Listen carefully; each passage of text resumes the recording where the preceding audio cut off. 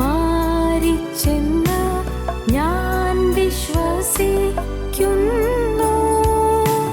പാപം എന്നിൽ നിന്നു നീക്കാൻ യേശു രക്തം ചിന്തി. പാപം എന്നിൽ നിന്നു നീക്കാൻ യേശു രക്തം ചിന്തി.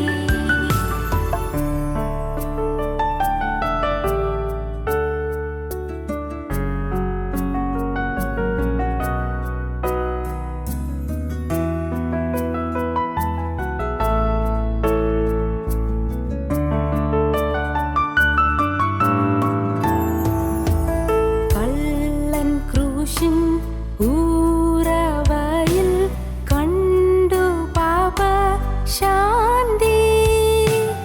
അവനെപ്പോൽ ഞാനും ദോഷി കണ്ടൻ പ്രതിശാന്തി. അവനെപ്പോൽ ഞാനും ദോഷി കണ്ടൻ പ്രതിശാന്തി.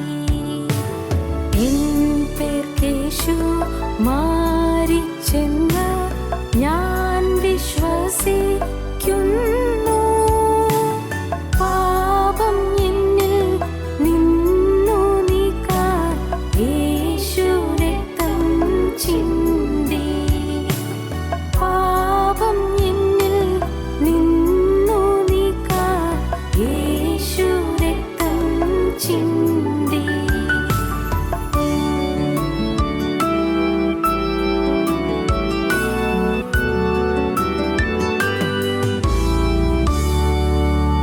കുഞ്ഞാട്ടിൻ വിലയേറിയ രുധിരത്തിൻ ശക്തി വീണ്ടുകൊള്ളും ദൈവസഭ ആകെ വിശേഷമായി. വീണ്ടുകൊള്ളും ദൈവസഭ ആകെ വിശേഷമായി. എൻ പേർക്കേശു മാറിച്ചെന്ന് ഞാൻ വിശ്വസിക്കുന്നു. പാപം എന്നിൽ നിന്നു നീക്കാൻ യേശു രക്തം ചിന്തി. പാപം എന്നിൽ നിന്നു നീക്കാൻ യേശു രക്തം ചിന്തി.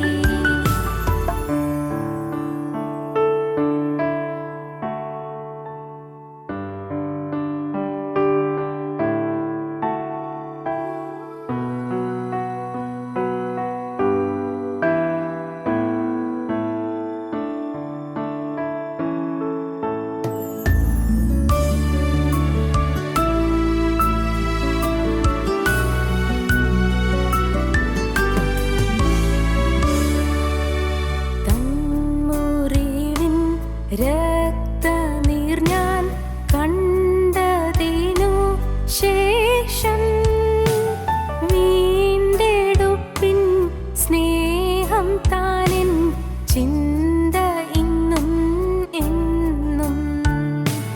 വീണ്ടെടുപ്പിൻ സ്നേഹം താനിൻ ചിന്ത ഇന്നും എന്നും. എൻ പേർക്കേശു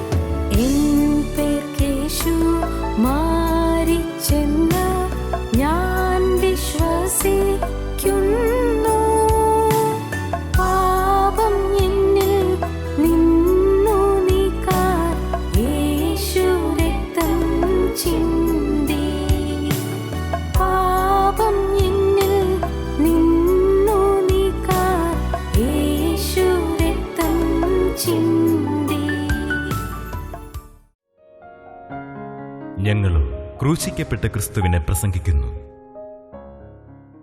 നമുക്ക് തിരുവചനത്തിൻ്റെ ഭാഗം വായിക്കാം. തിരുവചനത്തിൽ ഫിലേമോൻ എഴുതിയ ലേഖനം, അപ്പോസ്തലനായ പൗലോസ് ഫിലേമോൻ എഴുതിയ ലേഖനം 11-ാം വാക്യം നമുക്ക് വായിക്കാം. അവൻ മുമ്പേ നിനക്ക് പ്രയോജനമില്ലാത്തവനായിരുന്നു, ഇപ്പോൾ നിനക്കും എനിക്കും നല്ല പ്രയോജനമുള്ളവൻ തന്നെ. മുമ്പേ അവൻ നിനക്ക് പ്രയോജനമില്ലാത്തവനായിരുന്നു, ഇപ്പോൾ നിനക്കും എനിക്കും നല്ല പ്രയോജനമുള്ളവൻ തന്നെ. പ്രാണപ്രിയനായ അവനെ ഞാൻ മടക്കി അയച്ചിരിക്കുന്നു. അവൻ എനിക്ക് പ്രാണപ്രിയനാണ്, ഞാൻ ഇടത്തിലേക്ക് അവനെ അയക്കുകയാണ്. വേദപുസ്തകത്തിൽ ഒരധ്യായം മാത്രമുള്ള പുസ്തകങ്ങൾ പലതുണ്ട്.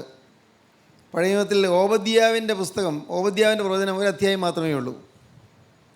പുതിയ നിയമത്തിലേക്ക് വരുമ്പോൾ ഫിലേമോൻ എഴുതിയ ലേഖനം ഒരു അധ്യായം മാത്രമേ ഉള്ളൂ. യൂദായുടെ ലേഖനം ഒരു അധ്യായം മാത്രമേ ഉള്ളൂ. യോഹന്നാൻ എഴുതിയ 2-ാമത്തെ ലേഖനം ഒരു അധ്യായം മാത്രമേ ഉള്ളൂ. യോഹന്നാൻ എഴുതിയ 3-ാമത്തെ ലേഖനം ഒരു അധ്യായം മാത്രമേ ഉള്ളൂ. ഇങ്ങനെ ഒരധ്യായം മാത്രമുള്ള പുസ്തകങ്ങൾ, ചെറിയ ചെറിയ പുസ്തകങ്ങൾ വേദപുസ്തകത്തിലുണ്ട്. അങ്ങനെ 66 പുസ്തകങ്ങൾ കൂടിയതാണ് വേദപുസ്തകം. നമുക്ക് ലഭിച്ചിരിക്കുന്ന വിശുദ്ധ വേദപുസ്തകം 66 പുസ്തകങ്ങൾ അടങ്ങിയതാണ്. പഴയ നിയമം നിഴലാണ്, പുതിയ നിയമം പൊരുളാണ്. പഴയ നിയമത്തിലെ പല കാര്യങ്ങളും പുതിയ നിയമത്തിലേക്കുള്ള ചൂണ്ടുവലകളാണ്, പുതിയ നിയമത്തിലേക്കുള്ള ചവിട്ടുപടികളാണ്. അതുകൊണ്ട് പഴയ നിയമം നമുക്ക് ഉപേക്ഷിക്കാൻ സാധിക്കുകയില്ല. പഴയ നിയമം അത് വേണ്ട എന്ന് വയ്ക്കാൻ സാധിക്കുകയില്ല. കാരണം പഴയ നിയമം പുതിയ നിയമത്തിലേക്കുള്ള ഒരു ചുവടുവെപ്പാണ്, ഒരു പടിയാണ്. മാത്രമല്ല അതൊരു നിഴലുമാണ്, അതൊരു പ്രതീകവുമാണ്. പഴയ നിയമത്തിൽ പറയുന്ന അനേകം കാര്യങ്ങൾ പുതിയ നിയമത്തിലേക്ക് വിരൽ ചൂണ്ടുന്നവയാണ്. പഴയ നിയമവും പുതിയ നിയമവും കൂടിയതാണ് വിശുദ്ധ വേദ പുസ്തകം, old testament and new testament. പുതിയ നിയമത്തിൽ ഒരധ്യായം മാത്രമുള്ള ഒരു പുസ്തകം ഫിലേമോൻ എഴുതിയ ലേഖനം. അപ്പോസ്തലനായ പൗലോസ് ഫിലേമോൻ എന്ന ഒരു ധനികനായ വിശ്വാസിക്ക് എഴുതിയ ലേഖനമാണ്. ഫിലേമോൻ കൊലോസിയിലെ ഒരു ധനികനായ ക്രിസ്ത്യാനിയായിരുന്നു, ധനാഢ്യനായ ക്രിസ്ത്യാനിയായിരുന്നു. അന്ന് ലോകത്തെങ്ങും, പ്രത്യേകിച്ചും പടിഞ്ഞാറൻ നാടുകളിൽ അന്ന് അടിമക്കച്ചവടം നിലനിന്നിരുന്നു, അടിമ വ്യവസായം. ഫിലേമോൻ എന്ന ധനികനായ ആ വിശ്വാസിക്ക് ഒരടിമയുണ്ടായിരുന്നു. അവൻ്റെ പേരാണ് ഒനേസിമോസ്. ഒനേസിമോസ് അവൻ അടിമ എന്ന നിലയ്ക്ക് എന്ത് പണി പറഞ്ഞാലും ചെയ്യാൻ കടപ്പെട്ടവനാണ്. യജമാനവനെ എന്തും ചെയ്യാം, കൊല്ലണമെങ്കിൽ കൊല്ലാം, അതിന് ഒരു തടസ്സവുമില്ല. നമ്മുടെ വീട്ടിൽ വളർത്തുന്ന കോഴിയെ നാം കൊല്ലുന്നു എന്ന് പറയുന്നത് പോലെ അത്രയ്ക്കേ ഉള്ളൂ ഒരു അടിമയെ കൊല്ലുക എന്ന് പറയുന്നത്. അടിമയെ കൊണ്ട് എന്ത് ചെയ്യിക്കാം, അവനൊന്നും കൊടുക്കാതെ അധ്വാനിപ്പിക്കാം, ജോലി ചെയ്യിക്കാം. അടിമ വ്യവസായം അത് ലോകത്തിൻ്റെ ഒരു ശാപമായിരുന്ന ഒരു കാലയളവിൽ. സംസ്കാരവും പരിഷ്കാരവും വർദ്ധിച്ചപ്പോൾ, വിദ്യാഭ്യാസവും മാനവിക സംസ്കാരവും വളർന്നപ്പോൾ അടിമ വ്യവസായം മാറ്റുകയാണ് ചെയ്തത്. അതിന് അമേരിക്കയിൽ മുൻകൈയെടുത്ത മഹാനാണ് അന്നത്തെ പ്രസിഡൻ്റായിരുന്ന ഏബ്രഹാം ലിങ്കൺ. ഈ അടിമ വ്യവസായം നിലനിന്നിരുന്ന കാലത്ത് ഫിലേമോൻ്റെ അടിമയായിരുന്ന ഒനേസിമോസ് ചെയ്ത ഒരു വലിയ ദുഷ്കൃതം, ഒരു വലിയ പാപം അവൻ മോഷണം ചെയ്തു എന്നുള്ളതായിരുന്നു. മോഷണം ചെയ്യുക മാത്രമല്ല, അവൻ അവിടെ നിന്ന് ഒളിച്ചോടി പോവുകയും ചെയ്തു. യജമാൻ്റെ സ്വത്ത് മോഷണം നടത്തി അവൻ അവിടെ നിന്ന് ഒളിച്ചോടിപ്പോയി. All roads lead to Rome എന്ന് ഇംഗ്ലീഷിലൊരു പഴഞ്ചൊല്ലുണ്ട്. എല്ലാ വഴികളും റോമിലേക്ക് ചെന്നുചേരുമെന്ന്, റോമിലെത്തിച്ചേരുമെന്ന്. റോമാ നഗരം അന്നത്തെ സമ്പൽ സമൃദ്ധമായ പരിഷ്കാര കേന്ദ്രമായിരുന്ന നഗരമായിരുന്നു റോം. അവൻ അവിടേക്കാണ് ഓടിപ്പോയത്. എങ്ങനെയെന്ന് അറിഞ്ഞുകൂടാ, ഒരുപക്ഷെ അവൻ്റെ കയ്യിലുള്ള തട്ടിക്കൊണ്ടുവന്ന രൂപയെല്ലാം കളഞ്ഞു തീർന്നതിന് ശേഷം, ചെലവഴിച്ച് തീർന്നതിന് ശേഷം ഒരുപക്ഷെ അവൻ വിഷമത്തിലായപ്പോൾ വല്ലതും പിന്നെയും മോഷ്ടിച്ച് കാണുമോ, അറിഞ്ഞുകൂടാ. ഏതായാലും അവൻ ജയിലിലടയ്ക്കപ്പെട്ടു. റോമിലെ ഭരണാധികാരികൾ അവനെ ജയിലിലാക്കി. നോക്കൂ, ദൈവത്തിൻ്റെ വഴികൾ. അവൻ ജയിലിൽ ചെന്ന അതേ ജയിൽ മുറിയിൽ തന്നെയാണ് സെൻറ്റ് പോൾ ജയിലിലടയ്ക്കപ്പെട്ടിരിക്കുന്നത്, പൗലോസ് ലീഹ ജയിലിലടയ്ക്കപ്പെട്ടിരിക്കുന്നത്. സെൻറ്റ് പോൾ കിടക്കുന്ന ആ ജയിലിലേക്ക് ഈ ഒനേസിമോസ് എന്ന് പറയുന്ന യൗവനക്കാരൻ അവനും പിടിക്കപ്പെട്ടവിടെ ചെന്നു. ദൈവിക പദ്ധതികൾ അത്ഭുതകരമാണ്. വളരെ യാദൃശ്യമെന്ന് നമുക്ക് തോന്നാം, ഒന്നും യാദൃശ്യമല്ല. ഏതൊരു സംഭവവും യാദൃശ്യമല്ല. എല്ലാറ്റിൻ്റെയും പിന്നിൽ ദൈവത്തിൻ്റെ കരുണയുടെ കരമുണ്ട്. ദൈവം പ്രവർത്തിക്കുന്നു. നമ്മുടെ ജീവിതത്തിലും ചിലപ്പോൾ ചില യാദൃച്ഛികമായി സംഭവിക്കുന്നെന്ന് നമുക്ക് തോന്നുന്ന ചില കാര്യങ്ങൾ ഉണ്ടായാലും നാം മനസ്സിലാക്കുക, ഒന്നും യാദൃച്ഛികമല്ല. എല്ലാം കാണുന്നൊരു ദൈവമുണ്ട്, എല്ലാം അറിയുന്നൊരു ദൈവമുണ്ട്. ദൈവിക പദ്ധതിയിലേക്ക് നമ്മെ കൊണ്ടുവരുവാനുള്ള ദൈവത്തിൻ്റെ അഗാധമായ സ്നേഹത്തിൻ്റെ പ്രയത്നമാണ് നാം കാണുന്നത്. അപ്പോസ്തലനായ പൗലോസ് അന്ന് ആ ജയിലിൽ കിടക്കുമ്പോൾ 4 ലേഖനങ്ങൾ എഴുതി. 1 എഫേസ്യ ലേഖനം, 2 ഫിലിപ്പിയ ലേഖനം, 3 ഫിലേമോൻ എഴുതിയ ലേഖനം, 4 കൊലോസി ലേഖനം. 4 ലേഖനങ്ങൾ എഴുതി. ഫിലേമോൻ ലേഖനം എഴുതുന്നതിനുള്ള പശ്ചാത്തലം ഒനേസിമോസിൻ്റെ ജീവിതത്തിൽ വന്ന പരിവർത്തനമാണ്. ദൈവത്തിന് സ്തോത്രം. ഒനേസിമോസ് പൗലോസിയായിട്ട് അടുക്കൽ താമസിച്ച് ആ സെല്ലിൽ, ആ ജയിലിൻ്റെ മുറിയിൽ കിടന്ന കാലത്ത് അപ്പോസ്തലനായ പൗലോസുമായി സംസാരിച്ചു. ഭാഗ്യവശാൽ അവൻ്റെ ജീവിതത്തിൽ അനുഗ്രഹം ലഭിച്ചു. വചനം കിട്ടി. അവന് ദൈവത്തിൻ്റെ വചനം അപ്പോസ്തലൻ്റെ നാവിൽ കൂടി കിട്ടി. ആ വചനം അവനെ രൂപാന്തരപ്പെടുത്തി, അവനെ മാറ്റി. അവൻ ഏങ്ങലടിച്ചുകൊണ്ട് പൗലോസിയോട് പറഞ്ഞു, കരഞ്ഞുകൊണ്ട് പറഞ്ഞു, അയ്യോ, ഞാൻ വലിയ മഹാഭാവം ചെയ്തിട്ടാണ് വന്നത്. എൻ്റെ യജമാനായ ഫിലേമോനെ അറിയാതെ ഞാൻ രൂപയെടുത്ത് മോഷ്ടിച്ചിട്ട് അവിടെ നിന്ന് വിട്ടുപോന്നു. ഞാൻ വലിയൊരു തെറ്റ് ചെയ്തിട്ടാണ് പോകുന്നത്. തന്നെയല്ല, ഒരു അടിമയെന്ന നിലയ്ക്ക് ഞാനിങ്ങനെ ഓടിപ്പോന്നാൽ എന്നെ എവിടെ വെച്ച് കണ്ടാലും യജമാൻ എന്നെ കൊല്ലാം. ഞാൻ പിടിക്കപ്പെട്ടാൽ വലിയ കഷ്ടസ്ഥിതിയിലാകും. ഞാൻ എന്താണ് ചെയ്യേണ്ടത്? പോലീസെ പറഞ്ഞു, മോനെ, നിനക്ക് ഇവിടുന്ന് മോചനം കിട്ടിക്കഴിയുമ്പോൾ നീ പോയിക്കോ, ഫിലേമോൻ്റെ അടുക്കലേക്ക് പോയിക്കോ. ചെന്ന് നിനക്ക് പറ്റിയ തെറ്റുകളെ ഏറ്റു പറയൂ. അയ്യോ, എനിക്ക് പേടിയാകുന്നു, അദ്ദേഹം എന്നെ കൊല്ലും. കാരണം അദ്ദേഹം ഞാൻ കണ്ടെടുത്തോളം, എൻ്റെ ജീവിതത്തിൽ ഞാൻ അനുഭവിച്ചെടുത്തോളം നല്ലൊരു വിശ്വാസിയാണ്. എങ്കിലും ഇത്രയും ക്രൂരകൃത്യം ചെയ്തു പോയ എന്നെ അദ്ദേഹം വച്ചേക്കുകയില്ല, ഞാൻ എൻ്റെ അടിമയല്ലേ. പോലീസ് പറഞ്ഞു, ഞാൻ നിനക്കൊരു എഴുത്ത് തരാം. ഈ എഴുത്ത് നീ കൊണ്ടുപോയി അവിടെ നിൻ്റെ യജമാനായ ഫിലേമോന് കൊടുക്കുക. ഞാൻ തരുന്ന എഴുത്ത് നീ കൊണ്ടുപോയി കൊടുക്കുക. നീ വേറെ ഒന്നും ചെയ്യണ്ട, നീ ഒരു വിശദീകരണവും പറയണ്ട, ഈ എഴുത്തം കൊടുത്താൽ മതി. ദൈവത്തിന് സ്തോത്രം. പ്രിയപ്പെട്ടവരെ, വലിയൊരു മർമ്മപ്രധാനമായ കാര്യം ഇവിടെ ഉണ്ട്. നമുക്ക് വേണ്ടി നാം മാനസാന്തരപ്പെടുമ്പോൾ നമുക്ക് വേണ്ടി നിത്യപിതാവിൻ്റെ സന്നിധിയിൽ ഒരു എഴുത്തുമായി, നമുക്കുള്ള ഒരു സർട്ടിഫിക്കറ്റുമായി, നമുക്ക് വേണ്ടിയുള്ള അഭയയാചനയുമായി, നമുക്ക് വേണ്ടിയുള്ള മധ്യസ്ഥതയുമായി കടന്നു ചെല്ലുന്ന കർത്താവായ യേശു ക്രിസ്തു. ഇന്നും യേശു ക്രിസ്തു ജീവിക്കുന്നു. അവൻ സ്വർഗത്തിലേക്ക് കയറി പിതാവിൻ്റെ വലത്തുഭാഗത്തിരിക്കുന്നു. എന്നാൽ അവൻ നമുക്ക് വേണ്ടി പക്ഷപാതം കഴിച്ചുകൊണ്ടിരിക്കുന്നു, നമുക്ക് വേണ്ടി മധ്യസ്ഥം വഹിച്ചുകൊണ്ടിരിക്കുന്നു. പിതാവേ, ഇവർ ചെയ്യുന്ന ഇന്നതായി അറിയായാൽ ഇവർ ക്ഷമിക്കണമേ എന്ന്. നമ്മെ സ്നേഹിക്കുന്ന ക്രിസ്തുവിൻ്റെ അമൂല്യ സ്നേഹം, അഗാധ സ്നേഹമാണ് നമ്മൾ കാണുന്നത്. ക്രിസ്തുവിൻ്റെ സ്നേഹം നമ്മെ നിത്യജീവനിലേക്ക് അടുപ്പിക്കുവാനുള്ള ദൈവത്തിൻ്റെ സ്നേഹത്തിൻ്റെ പ്രയത്നമാണ് ഇവിടെ കാണുന്നത്, സ്നേഹത്തിൻ്റെ അധ്വാനം. പ്രിയപ്പെട്ടവരെ, ഇന്ന് ഇത് നിങ്ങൾ കേട്ടുകൊണ്ടിരിക്കുമ്പോഴും നിങ്ങൾ ഓർക്കുക, നിങ്ങളെ സ്നേഹിക്കുന്ന ക്രിസ്തു ജീവിക്കുന്നുണ്ട്. നിങ്ങൾ എത്ര ക്രൂര പാതകങ്ങൾ ചെയ്തവരാണെങ്കിലും നിങ്ങളുടെ സകല പാപവും പൊക്കുവാൻ നിങ്ങൾക്ക് വേണ്ടി തൻ്റെ തിരരക്തം കാണിച്ചുകൊണ്ട് മധ്യസ്ഥ വഹിക്കുന്ന കർത്താവായ യേശു ക്രിസ്തു ഉണ്ട്. പിതാവേ, ഈ മകന് വേണ്ടിയല്ലേ ഞാൻ ക്രൂശിൽ മരിച്ചത്? ഈ മകൾക്ക് വേണ്ടിയല്ലേ ഞാൻ കുറ്റമില്ലാത്ത രക്തം ചിന്തിയത്? ഞാൻ പാവം ചെയ്തിട്ടല്ലല്ലോ ഞാൻ ശിക്ഷയേറ്റത്. പിതാവേ, നീ ഈ മകളോട് മനസ്സലിയണമേ, ഈ മകനോട് മനസ്സലിയണമേ. അവൻ സുബോധമില്ലാതെ എന്തെല്ലാമോ പ്രവൃത്തികൾ ചെയ്തു പോയി, പാവമാണെന്ന് പോലും ചിന്തിച്ചില്ല. അവൻ ദൈവവിചാരമില്ലാതെ ജീവിച്ചു പോയി, ദൈവവിചാരമില്ലാതെ അവൾ ജീവിച്ചു പോയി. പിതാവേ, ക്ഷമിക്കണമേ എന്ന് പറഞ്ഞുകൊണ്ട് നമുക്ക് വേണ്ടി പിതാവാം ദൈവത്തിൻ്റെ സന്നിധിയിൽ മധ്യസ്ഥ വഹിച്ചുകൊണ്ട് കർത്താവായ യേശുക്രിസ്തു ഇരിക്കുന്നു. നമുക്കുള്ള മഹാപുരോഹിതൻ നമ്മുടെ ബലഹീനതകളിൽ സഹതാപം കാണിപ്പാൻ കഴിയാത്തവനല്ല, സഹതാപത്തോടെ നമുക്ക് വേണ്ടി പ്രാർത്ഥിച്ചുകൊണ്ടിരിക്കുകയാണ്. നമുക്കുള്ള മഹാപുരോഹിതൻ നമ്മുടെ ബലഹീനതകളിൽ സഹതാപം കാണിപ്പാൻ കഴിയാത്തവനല്ല, പാപമൊഴികെ സകലത്തിലും നമുക്ക് തുല്യമായി പരീക്ഷിക്കപ്പെടുന്നത്രയേ നമുക്കുള്ളത്. അതുകൊണ്ട് കരുണ ലഭിപ്പാനും തത്സമയത്ത് സഹായത്തിനുള്ള കൃപ പ്രാപിപ്പാനുമായി നാം ധൈര്യത്തോടെ കൃപാസനത്തിനടുത്ത് ചെല്ലുക. ധൈര്യത്തോടെ ചെല്ലാം, ധൈര്യത്തോടെ ചെല്ലാം. നിങ്ങൾക്ക് എല്ലാവർക്കും ചെല്ലാം. എന്തുകൊണ്ട്? കർത്താവേ, ഞാൻ പാപിയാണ്, എന്നാൽ നീ എൻ്റെ പാപത്തിന് പരിഹാരമായി ക്രൂശിൽ മരിച്ചല്ലോ. ആ ക്രൂശിലെ തിരുരക്തത്തിൻ്റെ പേരിൽ, ആ കെയർ ഓഫിൽ, യേശുവേ, നിൻ്റെ നാമത്തിൽ ഞാനിതാ തിരുമുമ്പാകെ വരികയാണ്. സ്വർഗീയ പിതാവേ, നിൻ്റെ പുത്രനായ അനുപകാരനായ കർത്താവായ യേശുവിൻ്റെ നാമത്തിൽ ഞാൻ തിരുമുമ്പാകെ വരികയാണ്. എനിക്ക് ന്യായം പറയാൻ വകയൊന്നുമില്ല. ഞാൻ പാപിയാണ്, ഞാൻ കുറ്റവാളിയാണ്, എനിക്ക് ന്യായം പറയാനായിട്ട് ഒന്നുമില്ല. പക്ഷേ എന്നാൽ യേശുവേ, നിൻ്റെ നീതിയിൽ ആശ്രയിച്ചുകൊണ്ട് നീതി കെട്ടവനായി ഞാൻ നിൻ്റെ കൃപയിൽ ശരണപ്പെട്ടുകൊണ്ട് ഞാനിതാ വരുന്നു, എന്നെ നീ സ്വീകരിക്കണമേ. ഇങ്ങനെ നാം പ്രാർത്ഥിച്ചാൽ ജീവനുള്ള ദൈവം നമ്മുടെ പ്രാർത്ഥന കേൾക്കുമെന്ന് മാത്രമല്ല, നമ്മുടെ കഴിഞ്ഞകാല ജീവിതം മുഴുവൻ കർത്താവ് മായ്ച്ചു തരും. എല്ലാം മായ്ച്ചു തരും. എല്ലാ അകൃത്യങ്ങളും മായ്ച്ചു തരും. എന്തെല്ലാം ഹീനകൃത്യങ്ങൾ നാം ചെയ്തുവോ, എത്ര മ്ലേച്ഛമായ ജീവിതം നാം നയിച്ചുവോ, ഒന്നും പിന്നെ നമ്മുടെ മേൽ കണക്കിടുകയില്ല.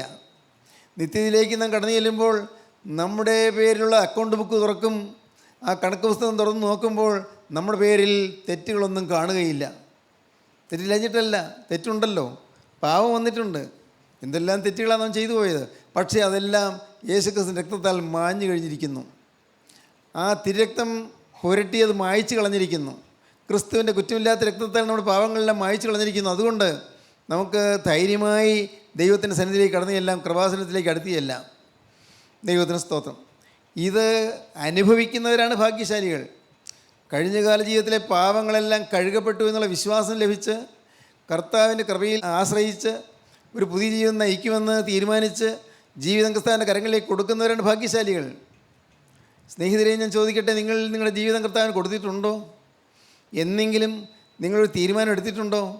ഇല്ല, ഞാൻ ഇനി ഒരു പുതിയ ആളായിരിക്കും, ഉറപ്പ്. ഇനി പഴയ ജീവിതമില്ല, അക്കാര്യം ഉറപ്പാണ്.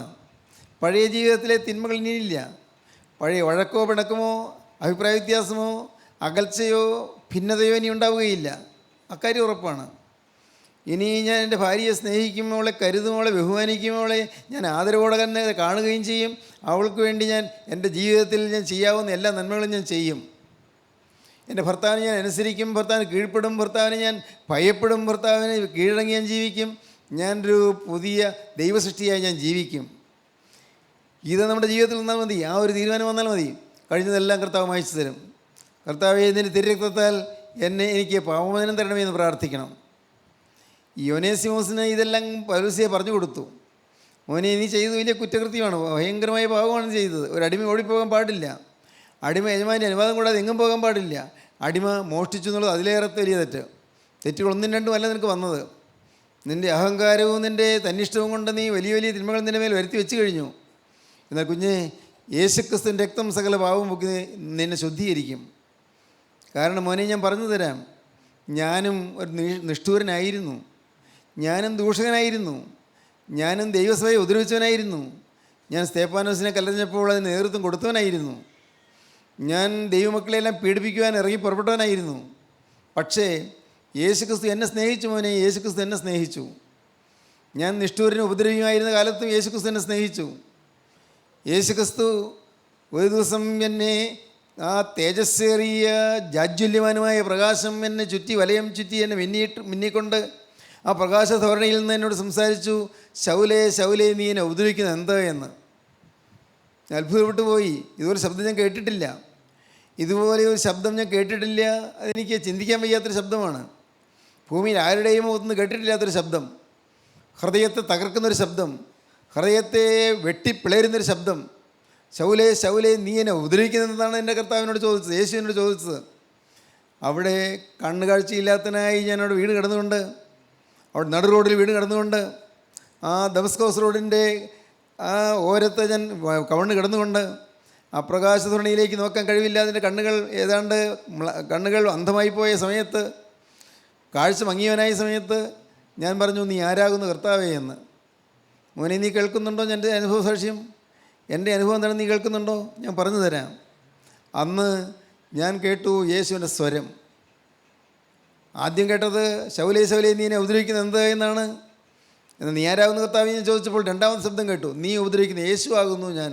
സ്തോത്രം. നീ ഉപദ്രവിക്കുന്ന യേശു ആകുന്നു ഞാൻ എന്നുള്ള ശബ്ദം ഞാൻ കേട്ടു. എൻ്റെ മോനെ, അന്ന് ഈ ജീവിതം ക്രിസ്തുവിന് സമർപ്പിച്ചു. അതുവരെ ഞാൻ അറിയപ്പെടുന്ന ഒരു വലിയ ഭക്തനായിരുന്നു. ഞാൻ യഹൂദ മതത്തിൽ മുൻപനായിരുന്നു. ഞാൻ സന്നദ്ധ സംഘത്തിൽ വളരെ ഉന്നതമായ സ്ഥാനം അലങ്കരിച്ചിരുന്നയാളായിരുന്നു. ഹീബ്രു യൂണിവേഴ്സിറ്റിയിലെ പ്രൊഫസർ ഗമാലിയേലിൻ്റെ അരുമ ശിഷ്യനായിരുന്നു. ഞാനൊരു പണ്ഡിതനായിരുന്നു. ഞാൻ തത്വജ്ഞാനിയായിരുന്നു. അന്ന് അറിയപ്പെടുന്ന ഫിലോസഫേഴ്സിലെ ഞാൻ മുമ്പനായിരുന്നു. പക്ഷേ എൻ്റെ ജ്ഞാനവും എൻ്റെ അറിവും എൻ്റെ പഠിത്തവും എല്ലാം ഞാൻ വലിച്ചെറിഞ്ഞു. അതിനേക്കാളെല്ലാം പ്രിയങ്കരമായി എനിക്കൊരു ആളെ കിട്ടി, ഒരു സ്നേഹിതനെ കിട്ടി, എനിക്കൊരു നാഥനെ കിട്ടി, എനിക്കൊരു പ്രിയനെ കിട്ടി, എനിക്കൊരു ഉടമസ്ഥനെ കിട്ടി, എനിക്കൊരു കർത്താവിനെ കിട്ടി. യേശുക്രിസ്തുവിൻ്റെ ഹൃദയത്തേക്ക് എഴുന്നള്ളി വന്നു.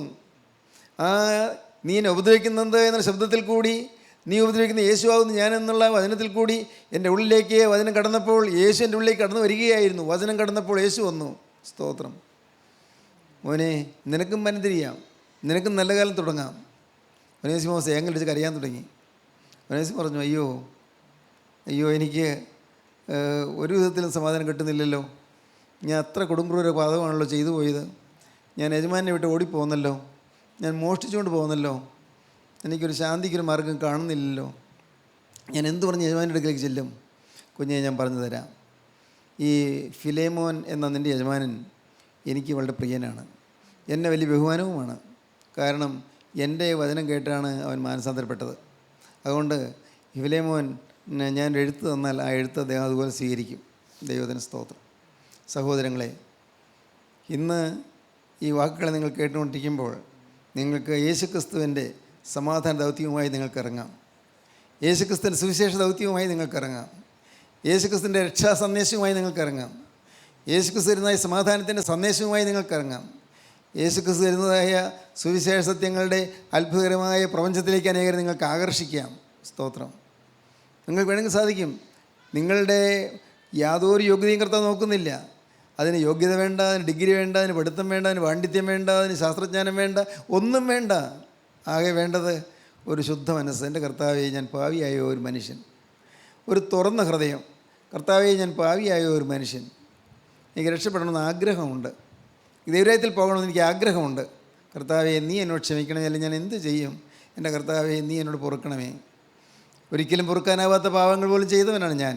കർത്താവേ, ഞാൻ ഇതിനു മുമ്പാകെ ഞാൻ വേദനയോടെ അടുത്ത് വരുന്നു, അനുതാപത്തോടെ അടുത്ത് വരുന്നു. എൻ്റെ കർത്താവേ, എന്നോട് നീ മനസ്സലിയണമേ. ദൈവത്തിന് സ്തോത്രം. പ്രിയപ്പെട്ടവരെ, ഇങ്ങനെ നിങ്ങൾ പ്രാർത്ഥിക്കുമ്പോൾ നിങ്ങൾക്ക് ക്രിസ്തുവിൻ്റെ വചനത്തിൻ്റെ ശക്തി നിങ്ങളിലേക്ക് പകരുകയും ക്രിസ്തു നിങ്ങളെ കൈക്കൊള്ളുകയും ചെയ്യും. നിത്യനായ പിതാവ് നിങ്ങളെ സ്വീകരിച്ച് തൻ്റെ പുത്രൻ്റെ രക്തത്താൽ നിങ്ങളെ വീണ്ടെടുത്ത് നിങ്ങളെ തൻ്റെ കരങ്ങളിലേക്ക് സ്വീകരിച്ച് തൻ്റെ രാജ്യത്തിലേക്ക് അവകാശം തന്ന് അനുഗ്രഹിക്കും. അതൊരു മഹാഭാഗ്യം അത്രേ. ദൈവത്തിന് സ്തോത്രം. ദൈവത്തിന് വലിയ നാമം മഹത്വപ്പെടട്ടെ. സഹോദരങ്ങളെ, ഇന്നത് കേട്ടുകൊണ്ടിരിക്കുമ്പോൾ നിങ്ങൾക്കതുപോലെ തീരുമാനമെടുക്കാം. മുമ്പേ പ്രയോജനമില്ലാത്തവനാണ്, പക്ഷേ ഇപ്പോൾ പ്രയോജനമുണ്ട്. മുമ്പേ പ്രിയനല്ലാത്തവനാണ്, ഇപ്പോൾ പ്രിയനാണ്. ഒരു പുതിയ തീരുമാനം നിങ്ങൾക്കെടുക്കാം. മുമ്പേ ഒരു പ്രയോജനം ഉണ്ടായിരുന്നില്ല. ആർക്ക്? ദൈവത്തിന് പ്രയോജനമില്ല, മനുഷ്യർക്കും പ്രയോജനമില്ല. നമ്മൾ വിചാരിച്ച് മനുഷ്യർക്ക് പ്രയോജനമുള്ളവരാണെന്ന്. ഇല്ല മോനെ, ഇല്ല. നീ മനുഷ്യർക്കൊന്നും പ്രയോജനപ്പെട്ടില്ല. കഴിഞ്ഞ കാലങ്ങളെല്ലാം വ്യർത്ഥമായി പോയില്ലേ? കഴിഞ്ഞ കാലങ്ങൾ എല്ലാം പാഴായിപ്പോയില്ലേ? എന്തുണ്ട് നല്ലതെന്ന് അഭിമാനിക്കാൻ എന്തുണ്ട് നല്ലത്? ഏതെങ്കിലും കാര്യത്തിൽ നിന്നൊക്കെ പുകഴാൻ എന്തെങ്കിലും ഉണ്ടോ? പ്രശംസിക്കാൻ എന്തെങ്കിലും ഉണ്ടോ? ഇല്ല. എല്ലാം നാശോന്മുഖമായ കാര്യങ്ങൾ മാത്രം, എല്ലാം ക്ഷയോന്മുഖമായ കാര്യങ്ങൾ മാത്രം, എല്ലാം ശാപകരമായ കാര്യങ്ങൾ മാത്രം. മാതാപിതാക്കളെ ബഹുമാനിച്ചിട്ടുണ്ടോ? മാതാപിതാക്കളെ അനുസരിച്ചിട്ടുണ്ടോ? മാതാപിതാക്കളോട് ആദരവോടെ പെരുമാറിയിട്ടുണ്ടോ? അവരെക്കുറിച്ച് ആദരവോടും ബഹുമാനത്തോടും സ്നേഹത്തോടും കൂടി ഭയത്തോടു കൂടി അവരെ അനുസരിക്കാൻ തയ്യാറായിട്ടുണ്ടോ? അതോ നിങ്ങളുടെ ഉള്ളത്തിൽ പുച്ഛവും വെറുപ്പും ഒരുപക്ഷെ ഈർഷ്യയും വന്നിരുന്നുവോ? നിങ്ങൾ മൂലം ആരുടെയെങ്കിലും ഹൃദയം നൊന്തിട്ടുണ്ടോ? ആരുടെയെങ്കിലും ഹൃദയം നോവാൻ ഇടയാക്കിയിട്ടുണ്ടോ? പ്രിയപ്പെട്ടവരെ, എല്ലാം പാപങ്ങളാണ്. നിങ്ങൾക്ക് ദൈവം തന്ന ഈ നല്ല ശരീരം, അത് ദൈവം തന്ന ആരോഗ്യമാണ്, ദൈവം തന്ന ശരീരമാണ്. ഈ ശരീരം അശുദ്ധിക്ക് വിട്ടുകൊടുത്തിട്ടുണ്ടോ? ഈ ശരീരത്തിലെ ഏതെങ്കിലും അവയവങ്ങൾ അശുദ്ധിക്ക് വിട്ടുകൊടുത്തിട്ടുണ്ടോ? നിങ്ങൾക്ക് സ്വയം ശോധന ചെയ്യാം. അശുദ്ധിക്ക് വിട്ടുകൊടുത്തതായി ഈ ശരീരം വിശദീകരിക്കാൻ യേശുക്രിസ്തു മാത്രമേ കഴിയുകയുള്ളൂ. ഈ ശരീരം ഇത് ഉയർത്തെഴുന്നേൽക്കേണ്ട ശരീരമാണ്. കർത്താവിൻ്റെ രണ്ടാമത്തെ വരവിൽ ഉയർത്തെഴുന്നേറ്റ് ഉന്നതങ്ങളിലേക്ക് പറക്കേണ്ട ശരീരമാണിത്. പുനരുദ്ധാന ശരീരം. അന്ന് കർത്താവിൻ്റെ കാഹളനാദത്തിങ്കൽ, പ്രധാനത്തിൻ്റെ ശബ്ദത്തിങ്കൽ, ദൈവത്തിൻ്റെ കാഹളനാദത്തിങ്കൽ, കർത്താവിൻ്റെ ഗംഭീരനാദത്തിങ്കൽ ഈ ശരീരം നമ്മുടെ കബറുകളിൽ നിന്ന് ഉയർത്തെഴുന്നേറ്റ് ആകാശത്തിലേക്ക് പറക്കേണ്ടതാണ്. അതിനുള്ള ശരീരമാണിത്. ഈ ശരീരം ഇന്ന് വിശദീകരിക്കപ്പെട്ടില്ലെങ്കിൽ അന്ന് ഉയർത്തെഴുന്നേൽക്കുകയില്ല. ഈ ശരീരം ഇന്ന് നമ്മുടെ കർത്താവിൻ്റെ രക്തത്താൽ കഴുകപ്പെട്ടില്ലെങ്കിൽ അന്ന് ഉന്നതങ്ങളിലേക്ക് പറക്കാൻ സാധിക്കുകയില്ല. ഇന്ന് പ്രയോജനമില്ലാത്തവനാണ്, എന്നാൽ ഇനിയും പ്രയോജനമുള്ളവനായി തീരും. ഇന്ന് പ്രിയനല്ലാത്തവനാണ്, ഇന്ന് ശത്രുവാണ്, എന്നാൽ നീ മിത്രമായി തീരും, നീ പ്രയോജനമുള്ളവനായി തീരും, നീ പ്രിയനായി തീരും. ദൈവത്തിന് സ്തോത്രം. ഈ മഹാഭാഗ്യത്തിലേക്ക് നിങ്ങൾക്ക് വരണോ? വേണമോ നിങ്ങൾക്ക് ഈ സൗഭാഗ്യം? നിങ്ങൾക്ക് ഈ അനുഗ്രഹം പ്രാപിക്കണമോ? എങ്കിൽ കർത്താവിൻ്റെ കൃപ നിങ്ങളിപ്പോൾ മാടി വിളിക്കുകയാണ്, അരികത്തേക്ക് ചേർത്തണയ്ക്കുവാൻ തൻ്റെ തൃക്കരം നീട്ടുകയാണ്. മോളെ, നീ എൻ്റെ കൈകളിലേക്ക് നിൻ്റെ ജീവിതം നീ തരിക, എൻ്റെ ഈ ആണിപ്പാടുള്ള കൈകളിലേക്ക് നിൻ്റെ ജീവിതം നീ തരിക, ഞാൻ നിന്നെ വിശുദ്ധീകരിക്കുക. കർത്താവ് നിൻ്റെ കരം നീട്ടുകയാണ്. കൊടുക്കൂ എൻ്റെ കരങ്ങളിലേക്ക്, ഏൽപ്പിക്കൂ എൻ്റെ കരങ്ങളിലേക്ക്. ഈ നിസ്സാര ജീവിതം, നിസ്സാരമായ ആയുസ് എൻ്റെ കരങ്ങളിലേക്ക് കൊടുക്കൂ. ഒട്ടും താമസിക്കേണ്ട, ഇപ്പോൾ തന്നെ അവൻ്റെ കരങ്ങളിലേക്ക് കൊടുക്കൂ. അവനോട് വാക്ക് പറയൂ, യേശുവേ, ഞാൻ ഇനി മുതൽ പ്രയോജനമുള്ളവനായി തീരും. ദൈവത്തിൻ്റെ മനുഷ്യർക്കും പ്രയോജനമുള്ളവനായി ഞാൻ ഈ ഭൂമിയിൽ ജീവിക്കും. ദൈവത്തിൻ്റെ മനുഷ്യർക്കും പ്രിയനായി ഞാൻ ഈ ഭൂമിയിൽ ജീവിക്കും. തീരുമാനിക്കൂ. നമുക്ക് ദൈവത്തെ മഹത്വപ്പെടുത്താം. നമുക്ക് പ്രാർത്ഥിക്കാം. കാരുണ്യവാനായ ഞങ്ങളുടെ സ്വർഗീയ പിതാവേ, ഈ അനുഗ്രഹീത നിമിഷങ്ങൾക്കായി ഞങ്ങൾ നിന്നെ സ്തുതിക്കുന്നു, ഞങ്ങൾ നിന്നെ സ്തോത്രം ചെയ്യുന്നു. നിന്റെ മക്കളെ അവിടുന്ന് അനുഗ്രഹിച്ചതിനായി സ്തോത്രം. കർത്താവേ, നിന്റെ മക്കളുടെ ഹൃദയത്തോടൊപ്പം സംസാരിച്ചതിനായി സ്തോത്രം. ഈ മക്കളെല്ലാം എൻ്റെ കരുണയുള്ള കർത്താവിൻ്റെ രാജ്യത്തിലേക്ക് അണയ്ക്കുവാൻ തക്കവണ്ണം സത്യമായ രൂപാന്തരം പ്രാപിക്കാൻ ഈ മക്കൾക്കെല്ലാം ഭാഗ്യം നൽകണമെന്ന് പ്രാർത്ഥിക്കുന്നു. എല്ലാവരെയും വാഴ്ത്തി അനുഗ്രഹിക്കണമേ. എല്ലാ നന്മകളാലും നിറയ്ക്കണമേ. അവിടുത്തെ രണ്ടാമത്തോടിനു വേണ്ടി ഞങ്ങൾ ഒരുക്കണമേ. യേശു ക്രിസ്തുവിൻ്റെ മഹത്വപൂർണ്ണമായ നാമത്തിൽ പ്രാർത്ഥിക്കുന്ന കൃപയോടെ കേൾക്കണം പിതാവേ. ആമീൻ. ഹല്ലേലൂയ.